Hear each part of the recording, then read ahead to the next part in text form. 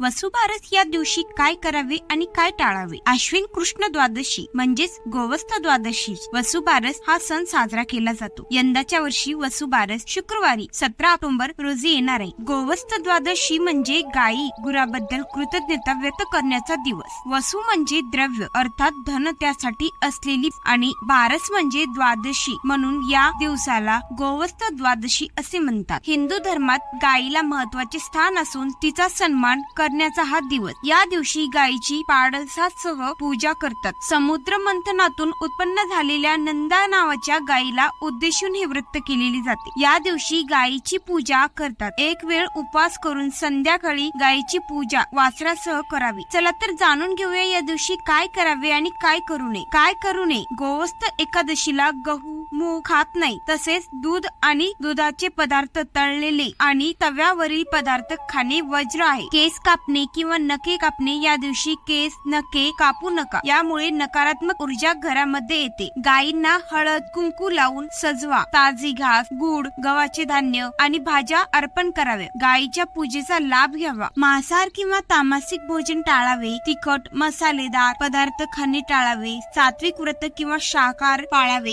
गोवर्धन पर्वताची पूजा करावी. मातीचा गोवर्धन बनवून त्याची पूजा करावी आणि भगवान कृष्णाची कथा ऐकावी. विवाद किंवा नकारात्मक बोलणे टाळावे. कौटुंबिक भांडणे किंवा नकारात्मक चर्चा टाळाव्या, जेणेकरून शांती भंग होणार नाही. गायीसाठी किंवा गोशाळेसाठी दान करावे. गवत, धान्य किंवा पैसा हे जसे जे होईल ते दान करावे. ब्राह्मण किंवा गरजू व्यक्तींना दान करावे. कोणत्याही प्राण्याला इजा पोहोचू नका. दिवसभर व्रत ठेवा किंवा सात्विक भोजन, दूध, दही, फळे खा. संध्याकाळी पौर्णिमेच्या तयारीसाठी दिवा लावावा. या दिवशी वसुबारस या दिवशी नवीन कर्ज घेणे किंवा मोठे आर्थिक निर्णय घेणे टाळा, कारण हा दिवस स्थिरतेसाठी आहे. या दिवशी काय करावे? या दिवसापासून अंगणात रांगोळी काढून दिवाळीची सुरुवात करावी. घरी गुरे, वासरे असणाऱ्यांकडे या दिवशी पूर्ण वरणाचा स्वयंपाक करून नैवेद्य दाखवावा. सौभाग्यवती स्त्रिया एकभूत राहून सायंकाळी सवस्त म्हणजे वासरासह असलेल्या गायीची पूजा करावी. सवाशण बायका गायीच्या पायावर पाणी घालाव्यात. नंतर हळद, कुंकू, फुले, अक्षदा वाहून